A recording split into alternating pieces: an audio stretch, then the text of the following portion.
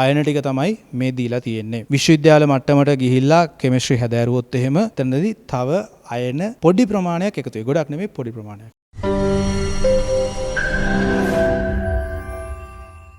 අපි යමු සංයුතාවේ දෙක වෙන ඍණ අයන O2- ඔක්සයිඩ් අයනය O2- පෙරොක්සයිඩ් අයනය S2-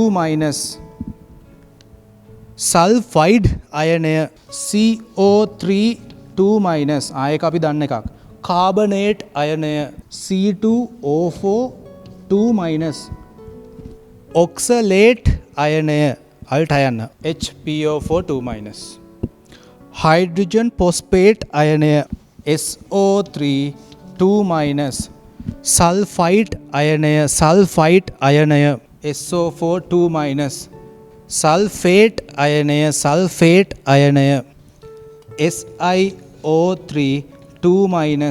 සිලිකේට් අයනය S2O3- මේක අපිට නිතර හමු වෙන අයනයක් පුතේ.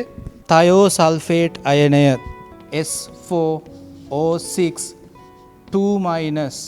ටෙට්‍රාතයනේට් අයනය MnO4- MnO4- නෙමෙයි MnO4- මැංගනේට් අයනය CrO4- ක්‍රෝමේට් අයනය Cr2O7- මේක පුතේ ඩයික්‍රෝමේට් අයනය. ඩයික්‍රෝමේට් කියන්නේ එක වචනයක්. හරි. PbO2- ප්ලම්බයිට් අයනය PbO3- ප්ලම්බේට් අයනය SnO2- ස්ටැනයිට් අයනය SnO3- ස්ටැනේට් අයනය ZnO2-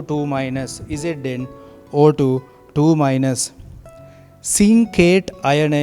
right. එතකොට ඔය තියෙන්නේ සංයුතාවේ දෙක වෙන අයන ටික. ධන අයන ටික මුලින් දුන්නා, ඍණ අයන ටික මෙතනින් දුන්නා. ඒ කියන්නේ A level මට්ටමේදී අයන ටික තමයි මේ දීලා තියෙන්නේ. හරි. විශ්වවිද්‍යාල මට්ටමට ගිහිල්ලා කෙමිස්ට්‍රි හැදෑරුවොත් එහෙම එතනදී තව අයන පොඩි ප්‍රමාණයක් එකතු වෙයි. ගොඩක් නෙමෙයි පොඩි ප්‍රමාණයක්. හරි. බහුතරේ දීලා තියෙන්නේ. පොඩි ප්‍රමාණයක් තව. ඒවා ඔයාලට දැන් දෙන්න බෑ. ඒවා බර වැඩි. හරි. ඒවා සිලබස් එකේ ඇත්තෙත් නෑ. ඒක හන්ද ඉතින් දෙන්න බෑනේ. රයිට්.